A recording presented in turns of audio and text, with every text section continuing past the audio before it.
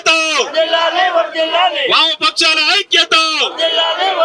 Sriram G పథకాన్ని 30 కోట్ల మందికి పైగా ఉపాధి కూలీలు పని కావాలని కోరుతుంటే మన రాష్ట్రంలో 60 లక్షల మందికి పైగా ఉపాధి కూలీల పనులు చేయాలని చెప్పి కోరుతుంటే వాళ్ళందరికీ పని కల్పించడానికి కనీసం 2 లక్షల కోట్లు ఇవ్వాలంటే ఉన్న 1,00,000 కోట్ల నుంచి 80,000 కోట్లకు బీజేపీ ప్రభుత్వం తగ్గించింది. అట్లాగే పని దినాలు 200 రోజులు కావాలంటే కేవలం 125 రోజులకే పరిమితం చేసేటట్టుగా చేస్తుంది. అట్లాగే ఉండేటటువంటి కార్మికులకంతా కూడా 90% నిధులంతా కూడా కేంద్ర ప్రభుత్వమే భరించేది ఇంతకు ముందు.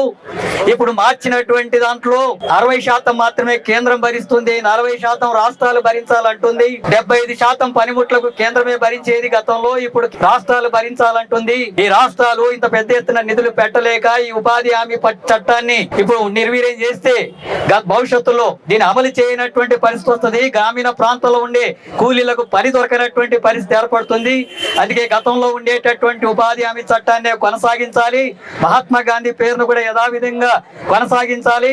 అట్లాగే 200 రోజులు పని పెంచాలా, 600 రూపాయలు రోజు వేతనం పెంచేటట్టుగా కూడా దీంట్లో సవరణలు చేయాలని చెప్పి డిమాండ్ చేస్తూ భవిష్యత్తులో ఇప్పటికైనా కేంద్ర ప్రభుత్వం దిగి వచ్చి ఈ చట్టాన్ని ఉపసంహరించుకొని చట్టాన్ని అమలు చేయకపోతే రాష్ట్ర వ్యాప్తంగా అన్ని వామపక్షాలు మిగతా సంఘాలంతా కూడా కలుపుకొని పెద్ద ఎత్తున మనం ఐక్యంగా ఉద్యమానికి సన్నద్ధం కావాలని చెప్పి పిలుపునిస్తూ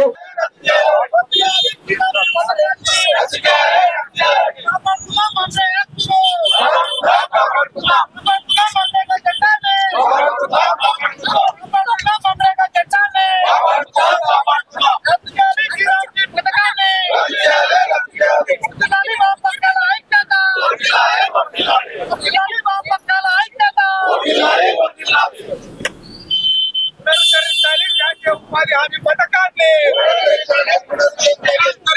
జాతీయ ఉపాధి హామీ పథకాన్ని